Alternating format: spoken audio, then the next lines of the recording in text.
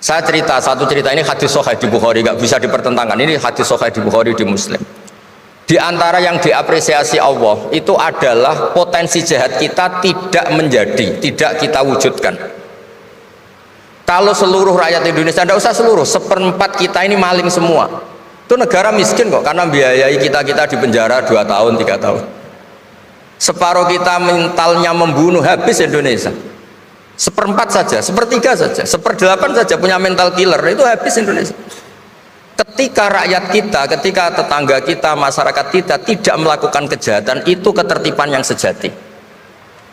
Maka semua bentuk ketidakkriminalan yang dilakukan oleh rakyat Indonesia itu awal dari aset bangsa ini. Coba kalau semua orang mencuri, habis negara untuk biayai di penjara. Semua orang kriminal, berkahnya mereka tidak melakukan, Indonesia baik-baik saja. Sebab itu ketika ada sekian kebaikan, Nabi terakhir ngendikan apa?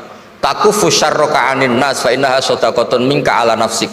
Potensi jahat kamu jangan kamu lakukan, itu sudah menolong peradaban. Para gadis tetap gadis karena nggak diperkosa. Orang yang punya kambing satu tetap punya kambing satu karena nggak dicuri. Orang yang berkarir tidak terhenti karena karakternya nggak dibunuh, tidak dihujat, tidak dihentikan, tidak disetop oleh cibiran, oleh bulian. Maka di antara 7 orang yang dilindungi Allah, fi dzillihi yauma la dzilla illa dzilluh, itu Nabi hanya cerita orang yang nggak jadi.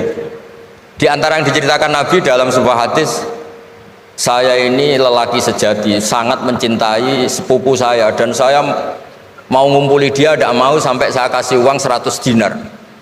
Setelah saya kasih 100 dinar, saya ingin ngumpuli dia dengan cara salah tentu.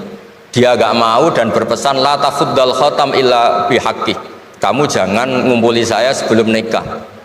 Singkat cerita, pemuda ini gak jadi melakukan hal yang nista, yang gak benar. Itu sama Allah dijadikan wali, berkahnya nggak jadi. Jadi kalau potensi kejahatan kita tidak menimpa orang lain, itu sudah luar biasa. Jangan nunggu berjasa kita dapat penghargaan setelah kita jadi kiai besar, jadi dosen UGM, jadi ini itu. Semua masyarakat kita yang menahan potensi kejahatannya itu adalah aset sejati Indonesia.